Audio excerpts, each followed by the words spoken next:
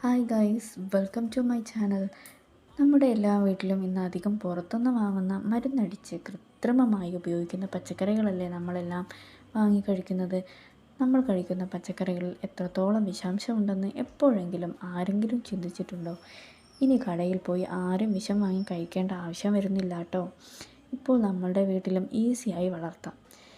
നമ്മുടെ വീട്ടിലെ അടുക്കളയിലെ വേസ്റ്റ്, പിന്നെ ചാണകവെള്ളം പോലുള്ള എല്ലാം ഉപയോഗിച്ചാണ് ഈ കോളിഫ്ലവർ, തക്കാളി, ബീൻസ്, ക്യാബേജ് എന്നിങ്ങനെ എല്ലാം വളർത്തിയെടുത്ത് ഈ രൂപത്തിലാക്കിയത്.